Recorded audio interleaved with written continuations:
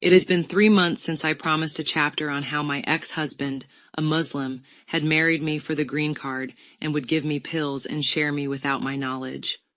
I am going to try to not get my video flagged. There will also be a book available on Amazon. As I write, I am aware that there will be Muslims watching this. Therefore, I want to add that there are good and bad in all religions. I need other women to be careful and not fall into the trap that I fell into because it is still an ongoing practice. This horrible experience started in 1981 when I married a Muslim man from Pakistan after dating for 8 months. Let's call him Afan. I was still very young and naive. I had never heard of Islam, or that a country like Pakistan even existed. I didn't even know what a green card was or that he needed one. I just thought he was the most wonderful person who had ever entered my life, and I fell foolishly and deeply in love. When he left after 3 years, I went into a deep depression that plunged me into a dark pit. I lost all joy for life, so much so that the music that I once enjoyed and danced to could not even touch me. I was practically dead inside. It was the kind of grief that amounted to the loss of a loved one due to death. I know, because I have experienced both. It took years to figure out the truth, that Afan had only married me for the green card and that he was giving me pills and allowing his friends and even strangers to sleep with me as I lay unconscious. These men were coming into my home, and he was also allowed others to use me at motels. Whatever pills they were using caused me to have complete amnesia. I debated on how to present this experience and decided to explain the trap and then how it played out in my life. I was 23 and he 26. Afan came to Houston with a set of 5 Muslim men, all who were sponsored by the same wealthy man. This sponsor had 5 daughters, who he arranged to be married to each of the 5 men he sponsored. The young daughter betrothed to my husband was only 10 years old at the time. The sponsor brainwashed these men with stories of how horrible Western women are, that we are incapable of true love. Our marriages only last 3 years anyway, and we are active by the time we are 9 years old, all confirmed by statistics. Therefore, it is okay to use us in such a terrible way. The picture painted of how vile Western women are also makes it also okay to give us pills and pass us around. In their minds, this is what we deserve. Not all Muslims are like this, but in my case, dozens of Muslim men knew what was happening to me, and not a one spoke out against it or stopped them. On the contrary, they joined in. There is no telling how many men were with me, even in my own home. Several of their wives even knew what their husbands were up to. Yes, not all were single men, many were married. Here comes the story. After 8 months, we married and had our wedding reception at my aunt's house. Many relatives were there, including my father and my grandmother. I wore a beautiful gown, and my aunt prepared a buffet. We received lots of gifts, and he and I sat together on the floor to open them. Many photos were taken. I was over the moon with joy. I was young and in love. We moved into the cheapest complex in Houston, a dump that had roaches. It was his idea. I had never lived in an apartment before, and was shocked at the unsafe situation I found myself in. We were lying in bed one night, and Afan began talking about what he wanted for his future, including a big house. I noticed that I was nowhere in this vision, and said that I don't hear myself as being there. He said, "You're not. You don't deserve a man of my caliber." My feelings were hurt, but I didn't know what to say. I was certainly confused and just let it pass. I mean, we were just married. That was my first warning, but I was too inexperienced to heed it. One day, Afan came into the house and said right to my face in an angry tone, "I'm going to divorce you." It was apparent he had already worked himself up, probably with provoking from the sponsor or other friends in on the plot. I was taken aback. He wanted to provoke a big argument so he could stomp out and have something to point to for being the cause. But I wasn't the arguing type. I said, "But I thought we were going to have a real marriage." I had all kinds of images floating in my head of us having a wonderful life in our new home. We would invite friends and have cookouts. I was happy that my life had seemed to finally settle out and that I had someone who cared about me. It's so funny how we can delude ourselves in a relationship that has nothing to do with the reality of it. He and I weren't even on the same planet, much less in the same relationship. I had married him because I was in love with him.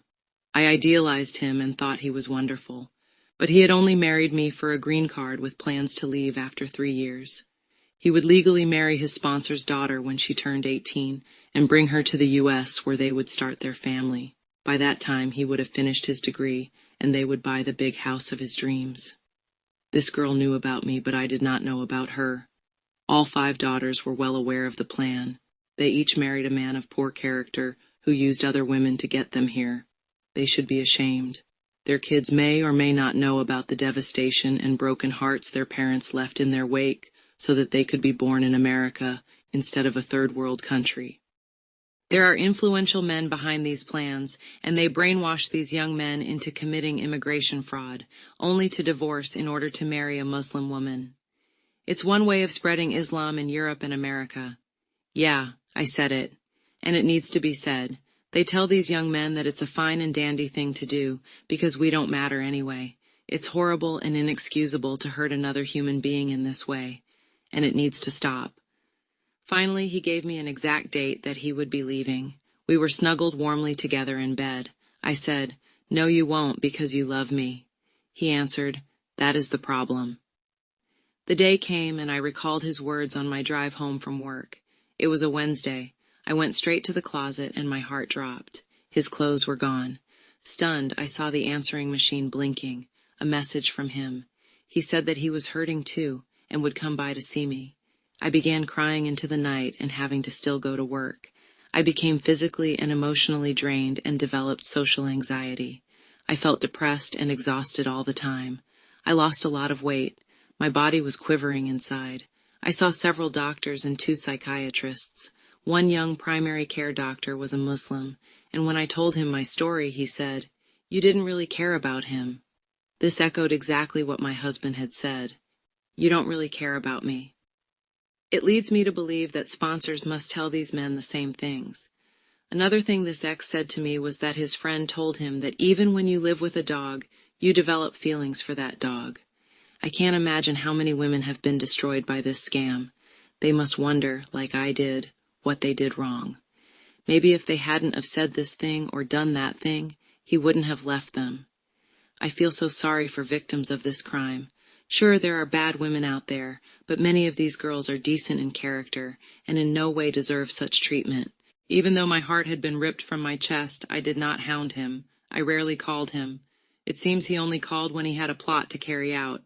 With great effort, I pushed down my pain and went about my life, a shell of myself.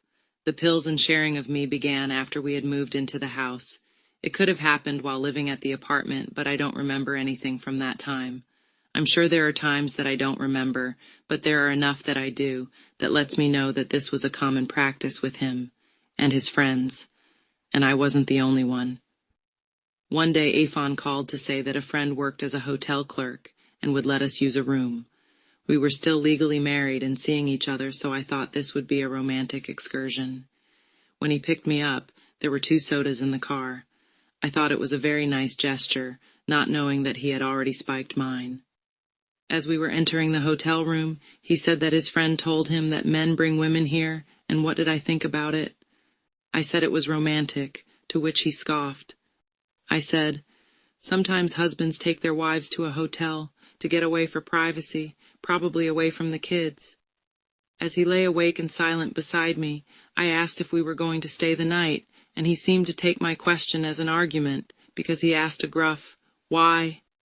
I said because I was getting very sleepy. It's apparent now that he was waiting for me to fall asleep from the drug he put in my drink on the ride over. They say we sleep, but our soul never does. His hotel friend knocked, and my husband let him in. Mortified, I felt him lift my arm, letting it drop onto the bed to check if I was out cold. It turned out this wasn't just a desk clerk. He was the hotel owner. The mirror wasn't just a mirror, it was a 2-way glass, and I was being filmed. As the man left, my husband asked if he was the only one there. The hotel owner went to call someone else, returning to say the other man couldn't leave until 6 a.m. Ifan mentioned the drug would wear off by then, and to tell the other guy to call later, but still insisted on payment. I think it was only $65. He was using me to pay his way through college, plus he was on a power trip having control over me. The next morning, MUFON nudged me, and when I didn't immediately respond, he nudged me more aggressively. I woke up feeling fine, and I didn't remember what had happened. That would come many years later. He drove me home and remained in the kitchen a while, saying he wanted to make sure I was okay before he left. About a week later, he stopped by and cooked me a meal and Kool-Aid. He stirred the Kool-Aid at the counter. He made me a plate, but he didn't eat. He sat across the table and just watched. There was no conversation. I was glad he was there because I had been feeling sick and hadn't had an appetite. It made me feel he cared about me. I started feeling drowsy and he noticed. He got up and said, "Are you ready?" He followed me to the bedroom, and before I fell asleep, we made out. Unknown to me, he let his missing friend from the hotel into the house. I awoke in the middle of the night with my underwear off. A man, who I thought was my husband, rolled over and slung his arm over his face. When I came back from the bathroom, he was still on his side with his head covered. Seeing him in the dim light, I realized that he didn't have the same shape as my husband. This guy had a more rounded middle. It would never have occurred to me that another man could be in my bed. Imagine my shock if I would have discovered a stranger. I started to say, "You don't want me to wake you up?" but just went back to sleep instead. The next morning, he was gone, so I just assumed MUFON had left before I woke up. Another time, MUFON called to take me to a restaurant. It turned out to be a small deli-like place with small round tables. At the same time, another Pakistani man and an American woman were taking a table next to us. He was very tall, over 6 foot, and very broad and heavy-looking. She was a large woman dressed very conservatively in a dress and had slightly curly sandy blonde hair. My husband and him gave each other knowing smirks, and the guy sniffed his 2 fingers in a most vulgar way. She and I both saw it. We barely stayed 10 minutes. It seems the whole point was just for their sick encounter. This guy was one of the 5 men who would marry the sponsor's daughters. This guy was repulsive and ugly. Soon, this same large man would invade my personal space in my own home, which made it feel even worse because I was in a place where I should have felt safe. I had clearly been drugged, and the room was very dark. I woke up enough to see a dark presence hovering over me, and I shrieked, but quickly lost consciousness again. This wasn't the only time he had taken advantage of me. These men seemed to treat us as if we didn't matter, using us for their own gratification. I feel sympathy for the other woman at the restaurant, believing that he cared for her, unaware that she was being used in the very same way. What happened to me was happening to her, and I'm sure my husband would be involved. MUFON called another time, saying that his friend, let's call him Nizar, who I knew fairly well, and his wife wanted us to join them at a restaurant. It would be a double date. I never got out much, so this sounded interesting. MUFON picked me up early evening, and it turned out to be a restaurant that served drinks and had a dance floor. We all got up and danced to a country song. Nizar and his wife sat down before us, and we joined soon after. She already had her drink. The young male waiter brought me an iced tea that Nazir had already ordered for me. Nizar's wife was silently nodding off, barely able to hold her head up. I soon felt sleepy, and when I told my husband, Nizar's wife nodded her slumped head. We entered the dark parking lot, and I expected to head to his car, but everyone else started walking towards the back of this club where there were motel rooms. I had not been told that we were going to be staying overnight. The friend's wife was stumbling ahead like she had been there before and knew right where their room was. I still remember the layout of the motel room, which was almost straight across from theirs. We made out, and I fell asleep.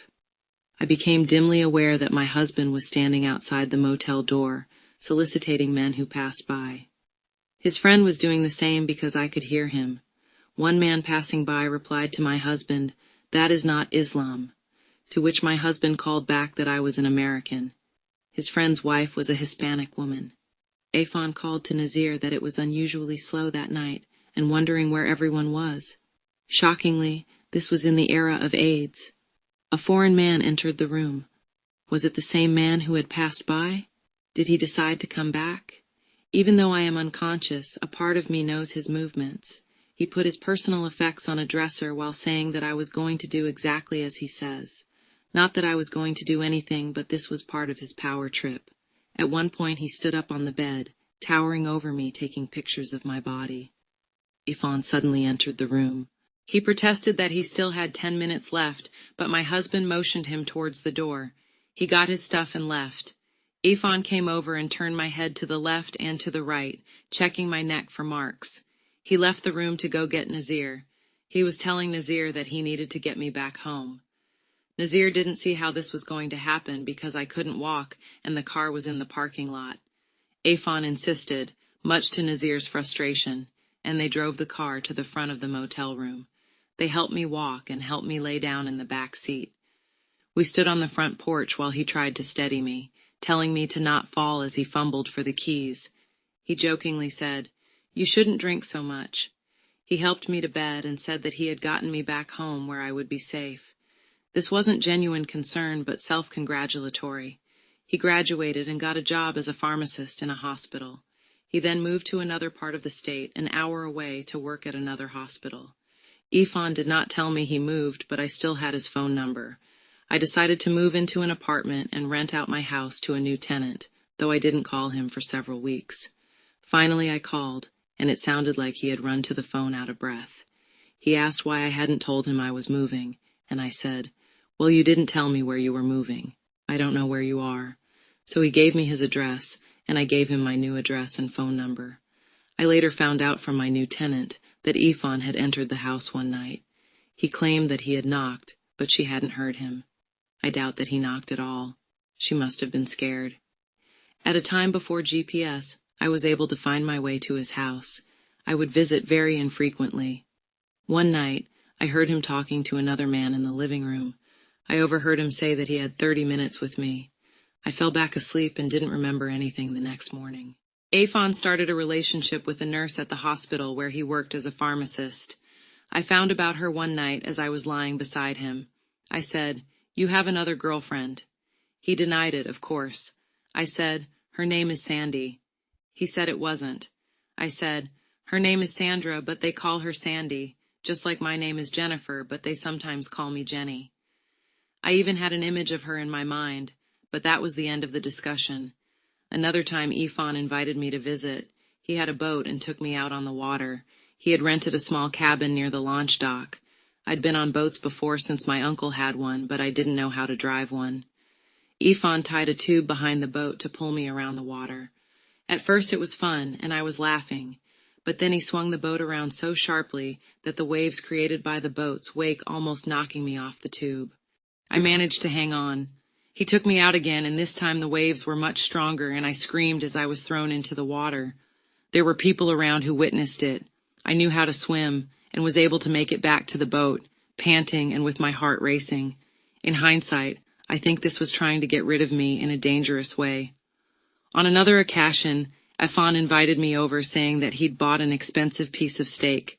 When I arrived, the meal was ready. As I was eating, he picked at his food. To my surprise, I bit down on the tip of a large knife. He admitted that as he had been tenderizing the meat and the tip broke off and he couldn't find it, he had used me to find the knife tip. Afterward, he eagerly ate his expensive steak. All of these events made me realize that Ifan was not such a good person, and I began to distance myself from him. Nazir called one day. I was still struggling with memory loss from what had happened to me. He said he was angry with Ifan, and I got the impression that they'd had a falling out. Ifan didn't get along with Nazir's wife because of how she had treated him. Nazir told me that Ifan was just using me. It was then that Nazir revealed that Ifan had married me for a green card. He explained that the sponsor had 5 daughters and had sponsored 5 men to come to the U.S. to later marry his daughters, with Ifan being one of them. A few days later, Nazir called again and mentioned he had a friend who was 38 years old and had never married. He said his friend was worried that he might never get married and asked if he could introduce me to him, claiming he was a good person. I said I would think about it. The next week, Nazir called again, and looking back, I realized this was part of a plan to get me involved in something harmful. All 3 of these men knew each other and were part of a group of individuals in Houston who were exploiting women. I wasn't the only one, and I suspect this is still happening today. Since I still didn't remember what had been happening, nor Nazir's involvement, I said I would think about it, but I didn't. Then the next week when Nazir called, I agreed to meet his friend for dinner. It sounded like a safe enough idea, and at the time, I trusted him. The day arrived and Nazir picked me up. We drove to a nice part of town. It was a large 2-story brick house, but the high arching entrance seemed intimidating in the dimming light. Nazir rang the doorbell and a man asked, "Did you bring her?" Nazir confirmed, and I also spoke up. I now realize how naive I was. There were only men there, and no dinner table at all. There was a tall, light-skinned man in the kitchen, and I assumed he was the owner. Nazir led me over to a chair near the stairs. There were 3 other men sitting on couches, and he introduced me to the man I was there to meet. Near him was his friend, and then Nazir introduced me to the third person. Nazir went into the kitchen, and the owner asked Nazir how much he thought I weighed. Nazir actually came over and asked me. Soon Nazir returned and brought me a glass of tea, which I thought was a casual gesture before dinner. But it wasn't. No one was speaking, neither to me nor to each other. For some reason, I never sensed any danger, which is not like me, being someone always on hyper alert. Maybe it was because I trusted Nazir. Soon, another guy arrived and he found Nazir in the kitchen. I overheard this guy worry that I might remember him. Nazir assured that I wouldn't and walked him over. To his relief, I didn't remember him. It was the hotel clerk owner from our previous encounter with my ex. I became dizzy and sleepy. The homeowner told me to go upstairs and lay down. I adamantly refused. My supposed date and Nazir also encouraged me upstairs. I swayed and suddenly a man rushed up from behind and grabbed me by the shoulders. I shrieked. The owner scolded him and assured me that he was just making sure I didn't fall. This guy must have been hiding somewhere. Everyone rushed over and began escorting me up the stairs while I was saying I didn't want to. Before I could reach the last 2 steps, my legs would not move. The owner said to make sure I didn't fall. They were trying to get me to take those last 2 steps when I slumped. I was picked up and dropped on the bed. The owner chastised them because it could cause me to wake up. My legs were straightened, and it was now just Nazir and the owner looking down at me. The owner asked who would go first, and Nazir said he would. Meanwhile, the other men were lined up outside the closed bedroom door, each awaiting their turn. This is so horrible. And remember, I wasn't the only woman who had been brought there. They had their routine down. The one next in line was the man I had been brought there to meet. Let's call him Osad, and after him was his friend. There would have been 7 in all. The homeowner, Nazir, the 3 on the couch, the one hidden, and the hotel clerk. This whole experience is just ghastly. At morning, it was time for me to wake up from my drugging. Everyone was gone, and the owner helped me walk to Nazir's car, while laughing the familiar, "You shouldn't drink so much." Nazir was already behind the wheel with car running. I slept the way home. Ifan unexpectedly arrived that day, upset, and lay on the couch watching me. He asked when I went to bed, but I couldn't remember. Then I realized I was still wearing the same dress from the night before, and the entire memory, including Nazir's presence, was gone.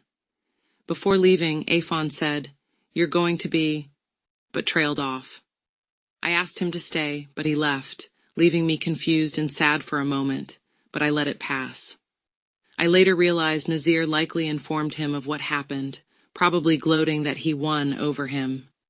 Nazir had never liked Ifan, and Nazir was the one who revealed the truth about the sponsor's plan to marry off his daughters. It's apparent now that Nazir informed him what happened. After 2 days, Nazir called and asked, "Did I ever introduce you to my friend?" I found this very strange. Wouldn't he remember if he had? I said, "No." So Nazir scheduled another dinner, which for me would be the first. I truly did not remember anything. What a powerful drug that is. This time I drove to the apartment complex where Nazir lived. He was waiting for me, looking around as if searching for something. He led me to the manager's apartment. We'll call him Eamon. I later learned that the complex was owned by individuals of Middle Eastern descent. Inside, people were sitting on the floor, and Nazir guided me to a spot next to Osad, who sat 2 seats to my left. In the center, a drummer was playing while others formed a circle around him. I noticed that, unlike before, there was another couple present, a woman and her husband. I found myself thinking that they were all kind and welcoming people. I complimented the drummer, who was facing me. Nazir approached and whispered something to Osad before stepping away. A moment later, Osad stood up. After a brief pause, Nazir returned to tell me that Osad wanted to speak with me. I followed them into the dimly lit hallway. Nazir and Osad stood in front of me, and suddenly, from behind, Iman seized my face, pressing a chloroform-soaked rag against it. He was strong, and I couldn't breathe. As I struggled to free myself, Osad grabbed my left wrist, and Nazir took hold of my right. In that moment, a thought flashed through my mind. This is how I'm going to die, just before I lost consciousness. Iman said, and I heard the woman in the other room make a startled sound. I don't think she was in on the plan, but was there to put me at ease. I don't remember being carried, but I found myself in a room on a small bed. I recall the drummer complaining to Iman about not having had his turn yet. Iman replied that he had to dose me every 15 minutes to keep me unconscious. By then there were likely 6 men already there, with more possibly arriving. I remember nothing else. Still having memory loss and trusting Nazir's judgment of this man, Osad began calling to talk, and we got to know each other over the phone. He invited me over for a homemade dinner, and I helped him in the kitchen. We sat in the living room to talk, and he told me he was from Islamabad, a retired jet pilot. It struck me that he was trying to impress me, but his words only irritated me. I told him I wasn't interested in those things, and that it's making me mad. He said, "Why are you alone in an apartment with a man?" I snapped, "Why are you alone with a woman in your apartment?" and stormed out. He tried to stop me, but I was very upset. I cried on the way home. Could it have been the suppressed memories? Time went by, and out of boredom and having nothing else going on in my life, I called Osad back to my eventual peril. We got along well after that and dated for 8 months before moving in together. One day Osad asked, "What date should we schedule our marriage?" I wanted January, but he wanted December. Unknown to me, he also needed a green card. We moved into the same complex where I'd been drugged. Insanity. Eamon, the apartment manager who had covered my face with the rag, had a wife who occasionally delivered food to my door, which I loved. But Eamon was the one sending it, and the food was tampered with. One day, after accepting another plate, I quickly felt sleepy and struggled to get to bed. I thought I was going to fall on the floor before reaching it. I became dimly aware that Eamon and Ifan were in the room. Eamon asked if Ifan would take me back if he could, but he said, "No, she's already been with too many men." Eamon then asked if he wanted me, and Ifan hesitated and changed his mind. The exact number of times I was drugged at that complex remains unclear, but many men took advantage of me there. Osad once said Eamon was the most religious man he knew, praying 5 times a day. After 3 years we moved to a condo where Osad's 2 male cousins and elderly aunt lived. Osad would cook, and we'd eat naan. He'd secretly spike my drink while sending me for more bread. Afterward, he'd tell me to go to bed, and sometimes I'd wake up to find his best friend sitting quietly in the living room. I went through nursing school and became a critical care nurse. Despite the years, we never grew close. He never shared anything about himself and didn't want to hear about my past life. Ladies, this is a warning sign. They don't want to humanize you. You're just an object to be used. Eventually, Osad and I moved to Nashville. I was being driven by an unknown force that made staying in Houston unbearable. I couldn't shake it. I blamed it on my sensitivity, but deep down, it might have been a subconscious feeling of being drugged and taken advantage of. We lived apart for almost 3 years before he joined me in Nashville, and we bought a house in 2001. A few years later, he got a job flying for the UAE, leaving me to live alone. While others found our separation odd, I felt fine being by myself. He would return occasionally, then leave again. In 2016, I needed cataract surgery, and Osad asked me to come to Pakistan for the procedure using his military medical. I flew there alone, a 22-hour flight, which was scary. Osad and his childhood friend, Havid, met me at the airport. We drove to Havid's house in Lahore. Not long after arriving, I was led to a room with a long conference table, where 5 men I hadn't seen arrive were already seated. Osad left me alone with them while Havid made small talk. He seemed to be the only one who spoke English. Osad came back, asked if I wanted tea, and then left again. I began to feel uncomfortable being alone with several men, and as I excused myself, I was encouraged to drink more tea. I returned to our room, lay down, and fell asleep, blaming it on jet lag and the time zone change. In hindsight, knowing what I know now, this scenario looks suspicious. Why were the men already there? Why was I left alone with them? Why did Osad leave me after bringing tea? Did they do to me what I suspect they did? Probably. After my cataract surgery, we traveled to Islamabad. His family was kind, and I met his sisters and their children. Both of his parents were deceased. One aunt arranged our marriage, and we were married by the imam after I was fitted for a dress. We flew back home together 2 weeks later. This time Osad stayed in the U.S., meeting a few Muslim friends. People liked him, but with me, he was always dissatisfied. He provoked arguments, couldn't stand being in the same room as me, and claimed I humiliated him daily, even though I hadn't done anything. Likely he couldn't handle knowing how many men had been with me. His friends probably saw him as married to a woman they'd consider unclean, which had to be humiliating. As he got older, Osad moved into his own room, and we spent most of our time apart. In 2018, Osad joined mechanic school. He met Parson, a 43-year-old single, never married gay guy. Asad became enamored when he overheard this guy ask, "Who is the Arab guy?" Mechanic school was long over before Osad finally brought his new friend Parson over, and I got to meet him. They'd always leave together to get spices, sometimes for hours. Osad also befriended someone at the mosque, Carpet Guy, who came over a few times. One evening, Osad sent me to the kitchen for naan bread and spiked my drink. We then made out in my bedroom. I went to sleep and became aware that Osad and the Carpet Guy were standing at my bedroom door. As the man approached me, he asked Osad why I had so much stuff on my bed. Osad responded, "Because she's trashy." Within days, I broke out with a severe rash that rapidly spread. I went to the doctor and got prescribed medication. There were other encounters with the Carpet Guy, but it was after this particular experience that I began remembering what had happened over the years. Initially, I remembered only what MUFON had done, not remembering what Osad himself had been doing. I shared my memories with him, crying and making him hold me despite the fact that his embrace had never been soft or warm. He told me that MUFON had been trafficking me. He also kept saying, "You're on video," likely referring to the first motel incident with the clerk owner, but he wouldn't explain further. He also said things like, "He didn't care about you," and "You weren't the only one," and "His wife knows about you." I began telling Osad that he had saved me, that he had come across the world to find me and rescue me. I felt it was so romantic and heartwarming.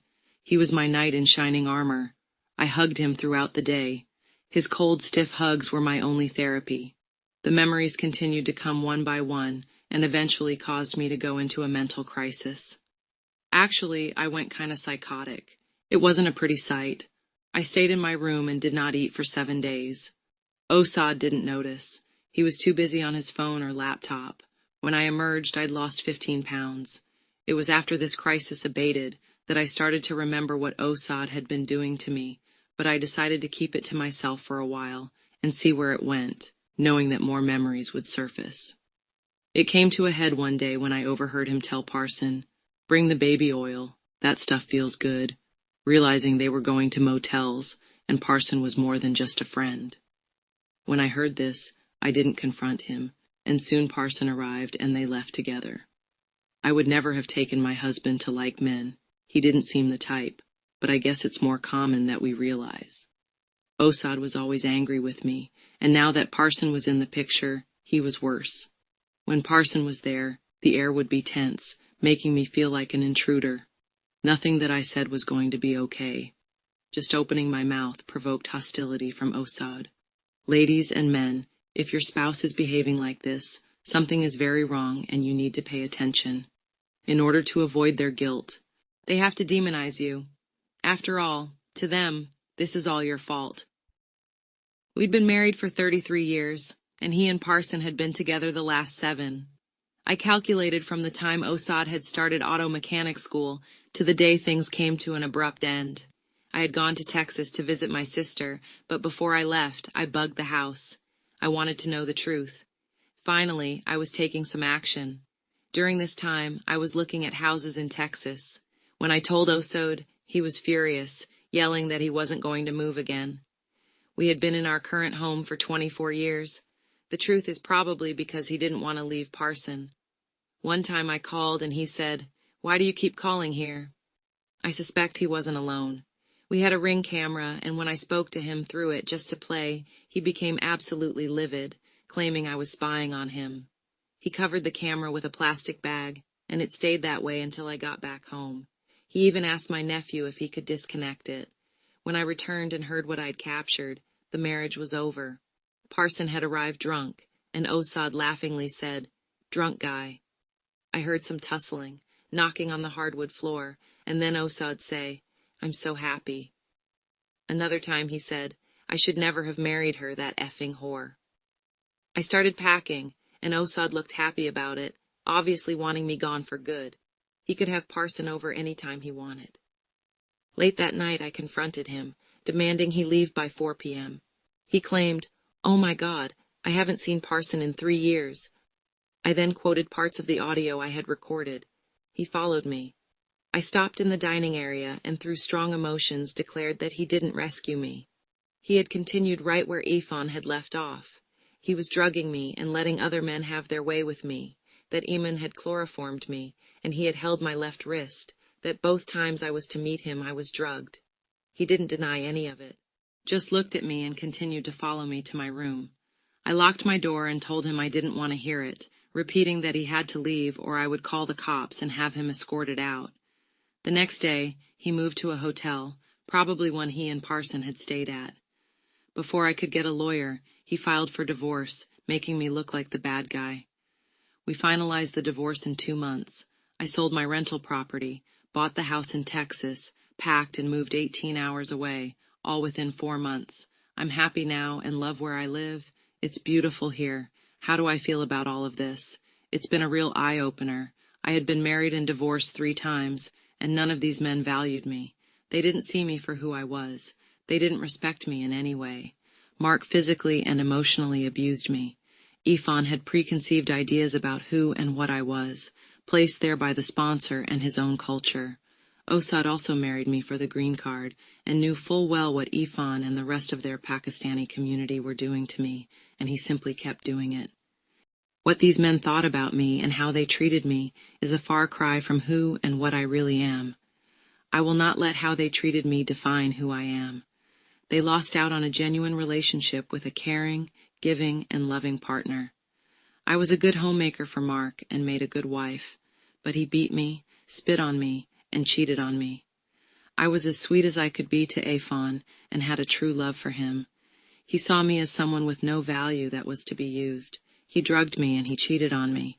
With Osad, I felt I had a second chance at happiness and that he had rescued me. He knew what Afon was doing because they ran in the same group, meaning that they both were drugging women and using them. Osad pegged me into this lifestyle as he continued to drug me, was spiteful and cheated on me. Not only with Parson, but with all those other women. Ifan tried to harm me several times, and near the end of our marriage, just before we filed for divorce, Osad moved a spray can behind me in the driveway. I stepped back onto it, and my foot flew out from under me, causing me to fall on the hard asphalt. I ran into the house. That's when I knew for sure it was time to get out. Prior to this happening, I had begun a series of, not dreams, but jerking awake with the sensation that I was tripping on my right foot.